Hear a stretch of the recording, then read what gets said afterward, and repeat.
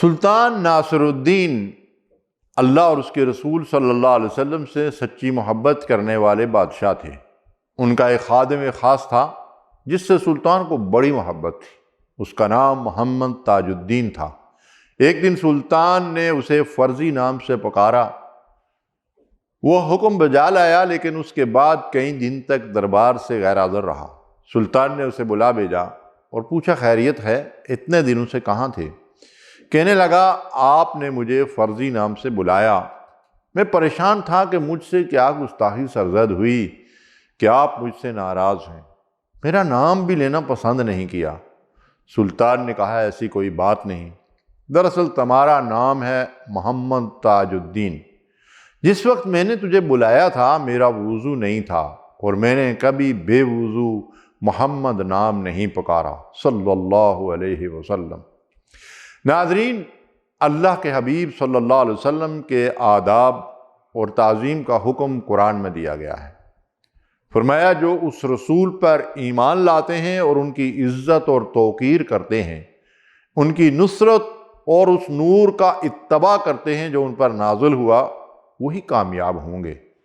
حضور صلی اللہ علیہ وسلم پر ایمان کے بعد آپ صلی اللہ علیہ وسلم کا پہلا حق یہ ہے کہ آپ کی عزت اور تعظیم کی جائے۔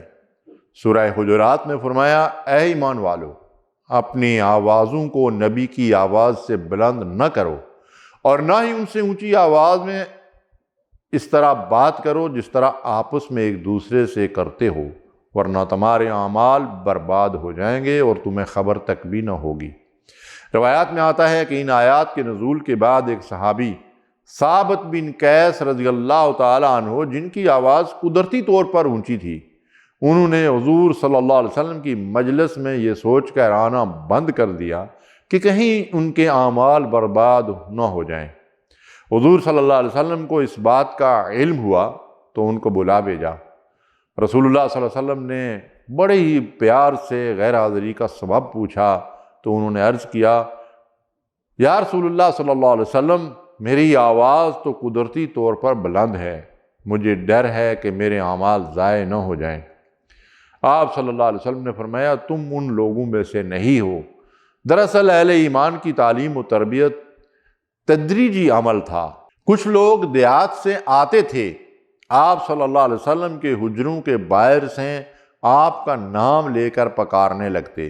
اللہ تعالیٰ نے ان کو نبی صلی اللہ علیہ وسلم سے مخاطب ہونے کا طریقہ سکھایا۔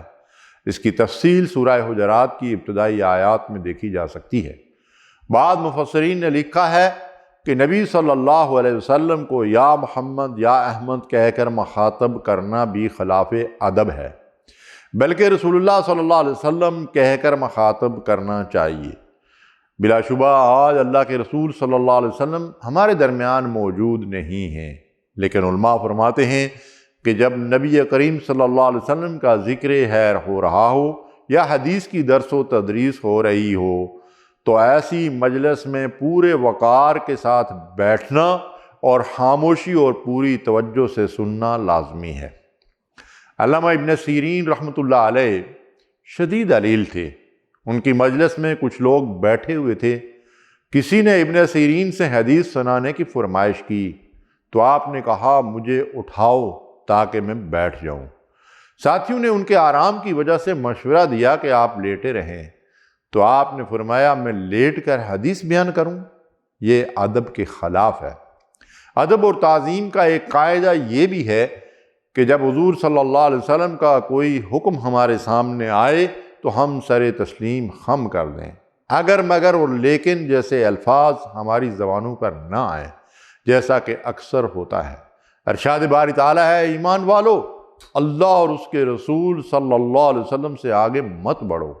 دوسری جگہ فرمایا کسی مومن مرد اور عورت کے لیے جائز نہیں کہ جب اللہ اور اس کے رسول صلی اللہ علیہ وسلم کسی بات کا فیصلہ فرما دیں تو اس کے مقابلے میں وہ اپنی رائے کا اظہار کرے۔ ایسا کرنا ایمان کے منافی ہے، لیکن آج ہمارا حال کیا ہے؟ ایک بڑی عمر کے صحابی تھے۔ کسی نے ان سے پوچھا آپ بڑے ہیں یا نبی صلی اللہ علیہ وسلم؟ ان کا جواب ادب کی دنیا کا شہ پارہ ہے۔ عرض کیا بڑے تو رسول اللہ صلی اللہ علیہ وسلم ہی ہیں، میں پیدا ان سے پہلے ہوا تھا۔ اللہ اکبر۔